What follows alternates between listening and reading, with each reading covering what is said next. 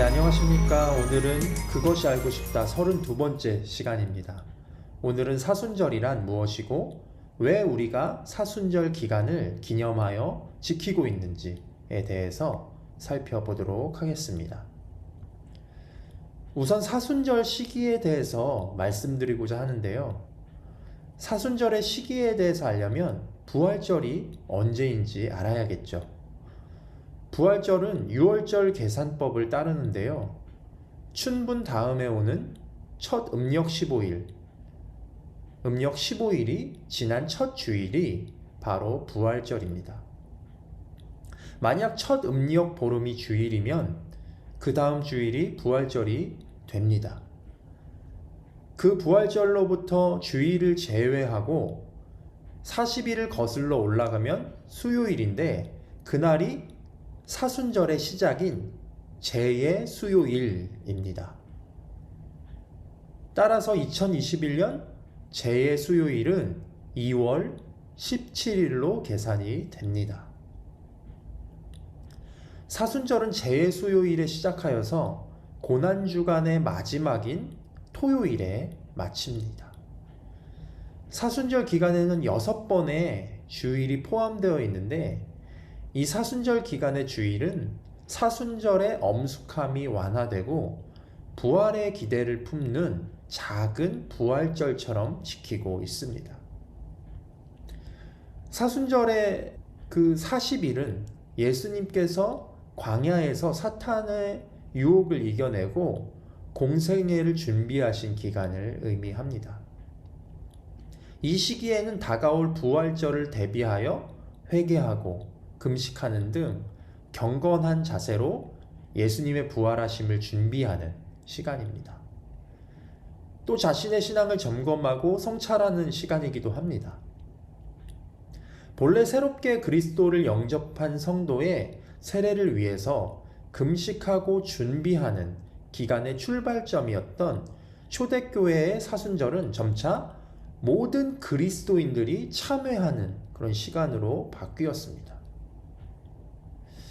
사실 성경에서 40이라는 숫자는 예수님께서 광야에서 금식하신 그런 시간뿐만이 아니라 성경 곳곳에서 연단과 훈련 또는 하나님의 뜻을 구하고 기다린다는 의미로 많이 사용되어지고 쓰였습니다. 노아는 40일간 밤낮으로 큰 비가 땅에 쏟아져 모든 생물을 땅에서 쓸어버리겠다는 하나님의 그 말씀을 듣고 방주를 지어서 심판을 준비했던 것이죠. 40주야로 이어진 그 비를 맞으면서 하나님의 구원을 기다린 것입니다.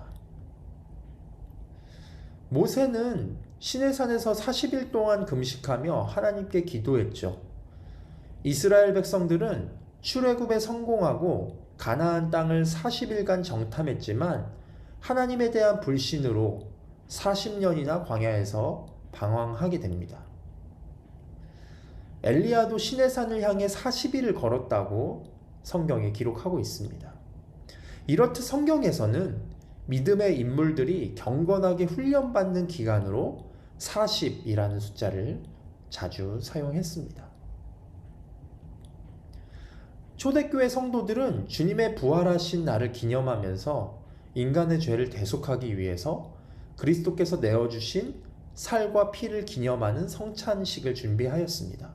그리고 그들은 주님의 고난에 동참하는 의미로 금식을 행하였고 그것으로부터 유래한 것이 바로 사순절입니다.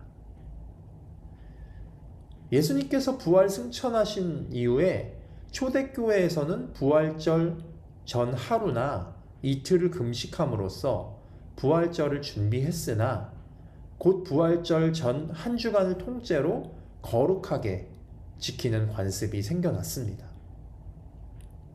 이후 한 주간 지키던 기간이 점점 더 길어지게 되었고 주후 325년 니케아 공의회 이후에 최종적으로 6주간 40일로 그 기간이 정해지게 된 것입니다. 특히 사순절의 마지막 한 주간은 부활절 준비의 절정으로 매우 중요한 시기로 여겨졌는데 서방교회에서는 이를 성주간, 홀리 위크라고 부르고 동방교회에서는 성대주간, 그레이트 위크라고 불렸습니다. 중세시대에 와서는 사순절 첫날에 모여서 참회하는 마음으로 머리 위에 재를 뿌리는 전통이 생겼고 이것이 제의 수요일이 되었습니다. 사순절 첫날은 항상 수요일이라서 교회는 이를 참회의 수요일이라고도 부릅니다. 이렇게 불린 것은 이날 예배에서 제를 사용했기 때문입니다. 제의 수요일에는 인간의 죄와 유한함, 인생의 무상함을 분명하게 인식하고 기억함으로 하나님의 용서와 도우심을 구하면서 살아가게 될 것을 다짐합니다. 죄는 참회와 회개, 유한함과 정결케 함, 그리고 새로운 생명과 성장을 위한 밑거름 등을 의미합니다.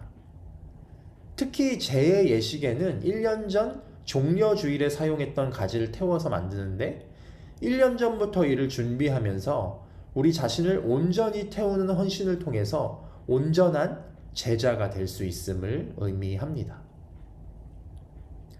그런데 사순절을 지키는 풍습도 교회마다 또한 시대마다 점차 바뀌고 있고 차이가 나게 됩니다. 동방교회, 우리가 흔히 말하는 그리스 정교는 600년경부터 7주간 지켰는데 토요일과 주일을 제외하고 36일을 지켰다고 합니다. 지금도 그리스에서는 7주 전 주일에는 축제를 열고 월요일부터 부활절까지는 고기와 유제품을 먹지 않는다고 합니다. 사순절 기간에 기독교인들 또한 엄격하게 금식을 실천했습니다.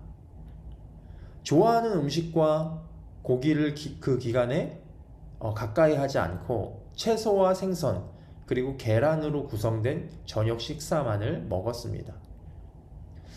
그러나 많은 사람들이 이 규칙을 지키기 어려워했고 9세기 들어와서는 이 규칙이 조금 완화되었습니다.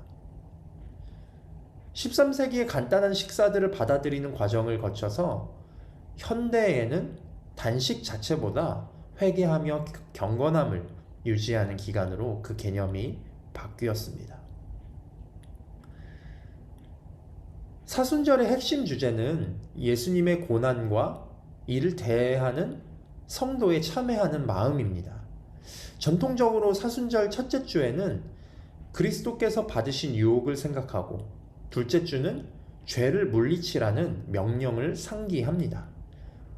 그리고 셋째 주는 회개하라는 요청을 받아들이고 넷째 주는 치유와 회심을 생각합니다.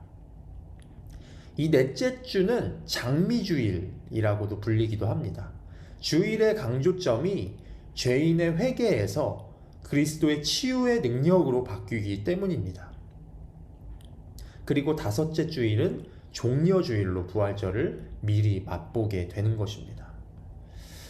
사순절은 부활절을 준비하는 기간으로 교회의 절기로 가톨릭, 성공회, 정교회, 루터교 등에서 교회력에 정하여 시행해 오고 있습니다.